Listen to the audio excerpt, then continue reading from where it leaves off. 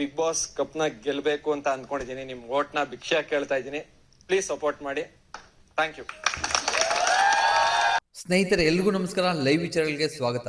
Big Boss ಮನೆಯಲ್ಲಿ mid week elimination ಆಗೋಕ್ಕೂ ಮುಂಚೆನೆ ವೋಟ್ ಅಪೀಲ್ ಮಾಡುವಂತಹ ಒಂದು ಅವಕಾಶ ಕೊಟ್ಟಿದ್ದಾರೆ ಬಿಗ್ ಬಾಸ್ ಅವರು. ಅದು ಯಾವ ರೀತಿ ಕೊಟ್ಟಿದ್ದಾರೆ, ಅದ್ರ ಪ್ರೋಸೆಸ್ ಏನು, ಪ್ರತಿಯೊಂದು ತಿಳಿಸ್ಕೊಡ್ತೀನಿ. ಅದಕ್ಕೂ ಮುಂಚೆ ದಯವಿಟ್ಟು ಯಾರೆಲ್ಲ ವೀಡಿಯೋ ನೋಡ್ತೀರಾ ಮೊದಲು ಲೈಕ್ ಮಾಡಿಬಿಟ್ಟು ಸಬ್ಸ್ಕ್ರೈಬ್ ಮಾಡ್ಕೊಳ್ಳಿ. ಅಟ್ಲೀಸ್ಟ್ 200 ಲೈಕ್ಸ್ ಈ ವಿಡಿಯೋ ಎಕ್ಸ್ಪೆಕ್ಟ್ ಮಾಡ್ತಾ ಇರ್ತೀನಿ. ಸ್ಕಿಪ್ ಮಾಡಿದ ವಿಡಿಯೋ ಕೊನೆವರೆಗೂ ನೋಡಿ, ತುಂಬಾ ಇಂಟ್ರೆಸ್ಟಿಂಗ್ ಆಗಿರುತ್ತೆ. ನಿನ್ನೆ ಗೆಸ್ಟ್ಗಳೆಲ್ಲ ಬಂದೋದ್ಮೇಲೆ ಸುಮಾರು ಒಂದು 4 ರಿಂದ 5 ಅವರು ಎಲ್ಲ ಕಂಟೆಸ್ಟೆಂಟ್ಗಳನ್ನ ಒಳಗಡೆ ಕೂಡಾಕಿರ್ತಾರೆ, ಆ ಬ್ಲೈಂಡ್ಸ್ನ ಕ್ಲೋಸ್ ಮಾಡಿಬಿಟ್ಟು. ಅವಾಗ ಅನ್ಕೊಂಡಿದ್ದೆ ಗಾರ್ಡನ್ ಏರಿಯಾದಲ್ಲಿ ಯಾವುದೋ ದೊಡ್ಡ ಕೆಲಸ ನಡೀತಿದೆ ಅಂತ. ನನ್ನ ಅನುಮಾನ ತಪ್ಪಾಗಿಲ್ಲ. ಗಾರ್ಡನ್ ಏರಿಯಾದಲ್ಲಿ ದೊಡ್ಡ ಸ್ಟೇಜು, ದೊಡ್ಡ ಸ್ಕ್ರೀನು, ಆ ಕಡೆ ಈ ಕಡೆ ಜನ, ವಿಟಿ ಪ್ಲೇ ಮಾಡೋದಕ್ಕೆ ಬಿಗ್ ಸ್ಕ್ರೀನು, ಸ್ಪರ್ಧಿಗಳನ್ನ ವೆಲ್ಕಮ್ ಮಾಡ್ಕೊಳ್ಳೋದಕ್ಕೆ ಸಾಂಸ್ಕೃತಿಕ ಕಾರ್ಯಕ್ರಮಗಳು ಮಸ್ತಾಗಿತ್ತು. ಅದೇನೋ ಅಂತ ತಿಳಿಸ್ಕೊಡ್ತೀನಿ ಬನ್ನಿ. ಬಿಗ್ ಬಾಸ್ ಅವರು ಈ ಒಂದು ಸೀಸನ್ ಅಲ್ಲಿ ತುಂಬಾ ಯುನೀಕ್ ಆಗಿ ಥಿಂಕ್ ಮಾಡ್ತಿದ್ದಾರೆ ಎಲ್ಲಾ ವಿಚಾರದಲ್ಲೂ. ಓ ಸೀಸನ್ ಅಲ್ಲಿ ಫೈನಲ್ ವೀಕ್ಗೆ ಬಂದವ್ರಿಗೆ ಗಾರ್ಡನ್ ಏರಿಯಾಗೆ ಕರೆದ್ಬಿಟ್ಟು ಅವರ ವಿಟಿ ಪ್ಲೇ ಮಾಡಿ ಅವ್ರ ಬಗ್ಗೆ ಬಿಗ್ ಬಾಸ್ ಅವ್ರು ಮಾತನಾಡ್ಬಿಟ್ಟು ಅವರ ಮೆಮೊರಿಗಳಿರುವಂತಹ ಒಂದು ಫೋಟೋಗಳನ್ನ ಹಾಕ್ಬಿಟ್ಟು ಆ ಫೋಟೋದಲ್ಲಿ ಯಾವ್ದಾದ್ರು ಪಿಕ್ ಮಾಡ್ಕೊಂಡು ಎತ್ಕೊಂಡು ಹೋಗಿ ಅಂತ ಹೇಳ್ತಿದ್ರು. ಅಂದ್ರೆ ಈ ವರ್ಷ ಕೂಡ ಸೇಮ್ ವೇನೆ, ಬಟ್ ಚೂಸ್ ಮಾಡಿರುವಂತಹ ಕಾನ್ಸೆಪ್ಟೇ ಬೇರೆ. ಅದೇನು ಅಂತ ಹೇಳಿದ್ರೆ, ಮನೇಲಿರುವಂತಹ 7 ಜನನ ಒಬ್ಬರಾದ್ಮೇಲೆ ಒಬ್ಬನ ಮನೆ ಒಳಗಡೆಯಿಂದ ಹೊರಗಡೆ ಕರೀತಾರೆ, ಒಬ್ಬೊಬ್ಬನೇ ಕರೀತಾರೆ. ಒಬ್ಬರು ಒಳಗಡೆ ಬಂದ್ಮೇಲೆ ಆ ಬ್ಲೈಂಡ್ಸ್ ಕ್ಲೋಸ್ ಆಗುತ್ತೆ. ಸೊ ಅವ್ರನ್ನ ವೆಲ್ಕಮ್ ಮಾಡ್ಕೊಳ್ಳೋದಕ್ಕೆ ಡೊಳ್ಳು ಕುಣಿತ ಸಖತ್ತಾಗಿರುತ್ತೆ. ಅದು ಮಾತ್ರ ಆ ಒಂದು ಮುಖ್ಯ ದ್ವಾರದಿಂದ ರೆಡ್ ಕಾರ್ಪೆಟು, ಆ ಕಡೆ ಡೊಳ್ಳು ಕುಣಿತ. ಸ್ವಲ್ಪ ಮುಂದೆ ಬಂದು ರೈಟಿಗೆ ನೋಡಿದ್ರೆ ಫುಲ್ ಜನ, ಒಂದು ಬಿಗ್ ಸ್ಟೇಜು. ಆ ಸ್ಟೇಜ್ ಎಲ್ಲಿರುತ್ತೆ ಅಂತ ಹೇಳಿದ್ರೆ, ಈ ಕಡೆ ನಮ್ಮ ಸ್ವಿಮ್ಮಿಂಗ್ ಪೂಲ್ ಇದೆಯಲ್ವಾ, ಅದಕ್ಕೆ ಆಪೋಸಿಟ್ ಆಗಿ ಅದೇ ನಮ್ಮ ಧನುಷ್ ರಘು ಸೈಕಲ್ ತೊಳೆದ್ರಲ್ವಾ, ಆ ಒಂದು ಏರಿಯಾದಲ್ಲಿ ಬಿಗ್ ಸ್ಟೇಜ್ ಹಾಕಿದ್ದಾರೆ. ಮನೆ ಒಳಗಡೆಯಿಂದ ಯಾವೊಬ್ಬ ಸ್ಪರ್ಧಿ ಆಚೆಗೆ ಬರ್ತಾರೋ ಅವ್ರಿಗೆ ಸಂಬಂಧಪಟ್ಟಿರುವಂತಹ ಜನಗಳ ಕೈಯಲ್ಲಿ ಓಟ್ ಕೇಳುವಂತಹ ಬೋರ್ಡ್ಸು, ಸೊ ಅವ್ರು ಕೊಡುವಂತಹ ಚೇರಪ್ಪು, ಆ ಒಂದು ಘೋಷಣೆಗಳು ತುಂಬ ಚೆನ್ನಾಗಿರುತ್ತೆ. ಪ್ರತಿಯೊಬ್ಬ ಸ್ಪರ್ಧಿಗೂ ಕೊನೆ ಕಣ್ಣಲ್ಲಿ ನೀರು ಬಂದಿರುತ್ತೆ. ಆ ಟೊಳ್ಳು ಕುಣಿತ ಮೂಲಕ ಸ್ಟೇಜ್ ಮೇಲೆ ಹೋಗ್ತಾರೆ. ಸೊ ಸ್ಟೇಜ್ಗೆ ಎಡಗಡೆ ಮತ್ತು ಬಲಗಡೆ ಎರಡೂ ಕಡೆ ಜನಗಳಿರ್ತಾರೆ. ಆಲ್ಮೋಸ್ಟ್ ಈ ಕಡೆ ಒಂದು 30 ಜನ, ಈ ಕಡೆ ಒಂದು 30 ಜನ. ಸೆಂಟ್ರಲ್ಲಿ ಸ್ಪರ್ಧಿ ಇರ್ತಾರೆ. ಸ್ಪರ್ಧಿಗೆ ಆಪೋಸಿಟಾಗಿ ಒಂದು ಬಿಗ್ ಸ್ಕ್ರೀನ್ ಇರುತ್ತೆ. ಹೋಗಿದ ತಕ್ಷಣ ಎಲ್ಲರೂ ಚೇರ್ ಅಪ್ ಮಾಡಿದ್ಮೇಲೆ, ಎಲ್ಲರಿಗೂ ಕೈ ಕುಲಾಯಿಸಿದ್ಮೇಲೆ ಸೊ ಬಿಗ್ ಬಾಸ್ ಅವರು ಇದು ಬಿಗ್ ಬಾಸ್ ಅಂತ ಸ್ಟಾರ್ಟ್ ಮಾಡ್ತಾರೆ. ಆಗ ಪ್ರತಿಯೊಬ್ಬರು ಸೈಲೆಂಟ್ ಆಗಿ ಬಂದಿರುವಂತಹ ಸ್ಪರ್ಧಿ ಬಗ್ಗೆ ಮಾತನಾಡ್ತಾರೆ. ನಿಜವಾಗ್ಲೂ ಪ್ರತಿಯೊಂದು ಮೂಮೆಂಟಲ್ಲೂ, ಪ್ರತಿಯೊಂದು ಸೀಸನಲ್ಲೂ, ಈ ಕೊನೆ ಒಂದು ಫೈನಲ್ ವೀಕ್ ಅಂತ ಬಂದಾಗ ಬಿಗ್ ಬಾಸ್ ಮಾತಾಡೋ ಮಾತುಗಳು, ಅವ್ರು ಯೂಸ್ ಮಾಡುವಂತಹ ಪದ ಬಳಕೆ ನಿಜವಾಗ್ಲೂ ಕೇಳೋದಕ್ಕೆ ಒಂಥರ ರೋಮಾಂಚನ. ಇಡೀ ಸೀಸನ್ ಅಲ್ಲಿ ಅವ್ರು ಆಡಿರುವಂತಹ ಆಟದ ಬಗ್ಗೆ ಒಂದು ಎಲಿವೇಶನ್ ಕೊಟ್ಟು ಮಾತನಾಡ್ತಾರೆ. ಒಂದು ಎಮೋಷನಲ್ ಆಗಿರ್ಬೋದು, ಒಂದು ಕಾಮಿಕ್ ವೇಲ್ ಆಗಿರ್ಬೋದು, ಕೆಲವೊಂದು ಇಂಟ್ರೆಸ್ಟಿಂಗ್ ಪಾಯಿಂಟ್ಸ್ ಆಗಿರ್ಬೋದು.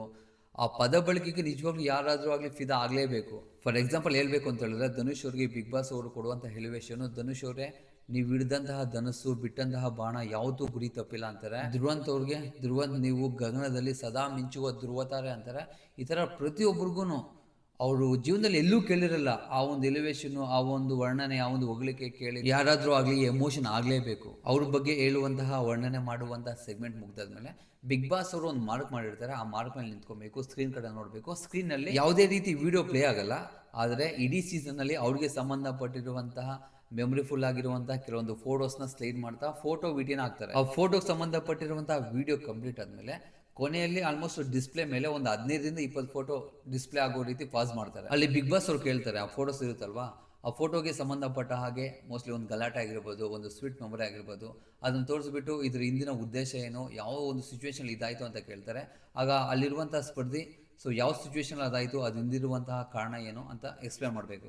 ಬಿಗ್ ಬಾಸ್ ಅವರೇ ಕೇಳ್ತಾರೆ. ಮತ್ತು ನಮ್ಗೆ ಇಷ್ಟ ಬಂದಿರುವಂಥ ಫೋಟೋ ಬಗ್ಗೆ ಕೂಡ ನಾವು ಹೇಳ್ಬೋದು ತೋರಿಸ್ಬಿಟ್ಟು, ಆ ಫೋಟೋ ನನಗೆ ತುಂಬ ಇಷ್ಟ ಆಗಿತ್ತು, ಸೊ ಈ ಒಂದು ಮೂಮೆಂಟಲ್ಲಿ ಆಯಿತು, ಅದರಿಂದ ನನಗೆ ತುಂಬಾ ಮೆಮೊರಿ ಗೇನ್ ಆಗಿದೆ ಅಂತ ಹೇಳ್ಬಿಟ್ಟು ಅವರು ಹೇಳ್ಬೋದು.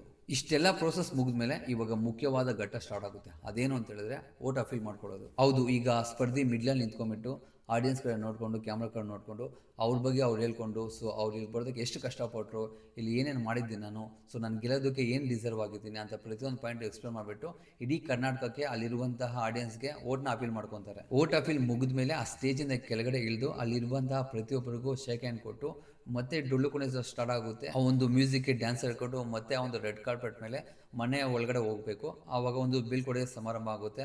ಆಚರಿಸುವಂಥ ಪ್ರತಿಯೊಬ್ಬರು ಚಿರಾಪ್ ಮಾಡ್ತಿರ್ತಾರೆ. ಅದನ್ನು ಎಂಜಾಯ್ ಮಾಡಿಕೊಂಡು ಸೊ ಗ್ಲಾಸಿಂದ ಮುಖ್ಯ ದ್ವಾರದಿಂದ ಒಳಗಡೆ ಹೋಗ್ಬಿಟ್ಟು ಆ ಬ್ಲೈಂಡ್ಸ್ ಕ್ಲೋಸ್ ಆಗುತ್ತೆ. ಆ ಒಂದು ಗ್ಯಾಪಲ್ಲಿ ಆಚೆ ಇರುವಂತಹ ಪ್ರತಿಯೊಬ್ಬರಿಗೂ, ಪ್ರತಿ ಜನಕ್ಕೂ ಬಾಯ್ ಮಾಡಿಕೊಂಡು ಅವ್ರ ಮನೆ ಒಳಗಡೆ ಹೋಗ್ತಾರೆ. ಈ ಒಂದು ಪ್ರೋಸೆಸ್ನ ಮೀಟ್ ಮಾಡೋದಕ್ಕೆ ಮನೇಲಿರುವಂತಹ ಸ್ಪರ್ಧಿಗಳು ಒಬ್ಬರಾದ್ಮೇಲೆ ಒಬ್ಬರು ಬರ್ತಾರೆ. ಒಬ್ರಿಗೆ ಏನಿಲ್ಲ ಅಂತ ಹೇಳಿದ್ರೆ ಒಂದು 30 ರಿಂದ 40 ನಿಮಿಷ ಹಿಡಿಯುತ್ತೆ. ಇಲ್ಲಿ ಎಲ್ಲದಕ್ಕಿಂತ ಹೈಲೈಟ್ ಏನು ಅಂತ ಹೇಳಿದ್ರೆ, ಗಿಲ್ಲಿ ಅವರು ವೋಟ್ ಅಪೀಲ್ ಮಾಡೋದಕ್ಕೆ ಬರ್ತಾರೆ. ಅವರು ಮಾತನಾಡುವಂತಹ ಮಾತುಗಳು, ಜನಗಳನ್ನ ಉದ್ದೇಶಿಸಿ ಅವ್ರಲ್ಲಿ ಉತ್ತೇಜನ ತುಂಬೋದಕ್ಕೆ ಅವ್ರು ಹೇಳುವಂತಹ ಡೈಲಾಗ್ಸು ಅಲ್ಟಿಮೇಟ್ ಆಗಿರುತ್ತೆ. ಮೋಸ್ಟ್ಲಿ ನನ್ನ ಪ್ರಕಾರ ಇವಾಗ 8 ಗಂಟೆಗೆ ಬಿಡುವಂತಹ ಪ್ರೋಮೋದಲ್ಲಿ ಅದಕ್ಕೆ ಸಂಬಂಧಪಟ್ಟಿರುವಂಥ ಪ್ರೋಮೋನೇ ಬಿಡ್ಬೋದು ಅಂತ ನಾನು ಗೆಸ್ ಮಾಡ್ತಿದ್ದೀನಿ. ನಿಜವಾಗ್ಲೂ ಪ್ರತಿಯೊಬ್ಬರು ಆ ಗಿಲ್ಲಿಯವರು ಒಳಗಡೆ ಬರೋದಕ್ಕೆ, ಅವರು ಮಾತನಾಡುವಂಥ ಮಾತಲ್ಲಿ ಕೇಳೋದಕ್ಕೆ, ಅವ್ರು ಹೇಳುವಂಥ ಡೈಲಾಗ್ಸ್ ಕೇಳೋದಕ್ಕೆ ಕ್ಯೂರಿಯಾಸಿಟಿಯಿಂದ ಕಾಯೋದಂತೂ ಖಂಡಿತ. ಸ್ನೇಹಿತರೆ, ಇದು ಓಟ್ ಅಪೀಲಿಂಗ್ ಮಾಡ್ಕೊಳ್ಳೋದಕ್ಕೆ ಇರುವಂತಹ ಪ್ರೊಸೆಸ್ಸು. ಸೊ ನನಗೆ ಗೊತ್ತಿರುವಂತಹ ಮಾಹಿತಿ, ನಾನು ನೋಡಿರುವಂತಹ ಮಾಹಿತಿ ನಿಮ್ಮೆಲ್ಲರಿಗೂ ಅರ್ಥ ಆಗೋ ರೀತಿ ಎಕ್ಸ್ಪ್ಲೇನ್ ಮಾಡಿದ್ದೀನಿ ಅಂತ ಭಾವಿಸ್ತಾ ಇದ್ದೀನಿ. ಇದೇ ರೀತಿ ಇಂಟ್ರೆಸ್ಟಿಂಗ್ ಟಾಪಿಕ್ಸ್ಗೋಸ್ಕರ, ಕುತೂಹಲ ವಿಚಾರಗಳಿಗೋಸ್ಕರ, ಲೈವ್ ವಿಚಾರಗಳಿಗೋಸ್ಕರ ತಪ್ಪದೆ ಲೈಕ್ ಮಾಡಿ, ಶೇರ್ ಮಾಡಿ, ಸಬ್ಸ್ಕ್ರೈಬ್ ಮಾಡ್ಕೊಂತೀರ ಅಂತ ಭಾವಿಸ್ತಾ ಇದ್ದೀನಿ. ಸ್ನೇಹಿತರೆ, ಮತ್ತೊಂದು ಕ್ವಶನ್, ನಿಮ್ಮ ಅನಿಸಿಕೆ ಪ್ರಕಾರ ನಿಮ್ಮ 99 ಓಟು ಯಾರಿಗೆ ಹಾಕ್ತೀರಾ? ಅದೇ ರೀತಿ ಈ ಸೀಸನ್ ವಿನ್ನರ್ ಯಾರು? ದಯವಿಟ್ಟು ಕಾಮೆಂಟ್ ಮೂಲಕ ತಿಳಿಸಿ. ಇದು ಈ ವಿಡಿಯೋದಲ್ಲಿನ ವಿಚಾರ. ಮುಂದಿನ ಮತ್ತೊಂದು ಲೈವ್ ವಿಚಾರದಲ್ಲಿ ಸಿಗ್ತೀನಿ. ಅಲ್ಲಿವರೆಗೂ ಟೇಕ್ ಕೇರ್, ಬೈ ಬಾಯ್. ಇರಿ ಹೋಗಕ್ಕೂ ಮುಂಚೆ ದಯವಿಟ್ಟು ವಿಡಿಯೋ ನೋಡ್ಬಿಟ್ಟು ಲೈಕ್ ಮಾಡ್ದಿರ ಹೋಗ್ತಿದ್ದೀರಾ? ಲೈಕ್ ಮಾಡಿಬಿಟ್ಟು ಸಬ್ಸ್ಕ್ರೈಬ್ ಮಾಡ್ಕೊಂಡು ಹೋಗಿ. Thank you.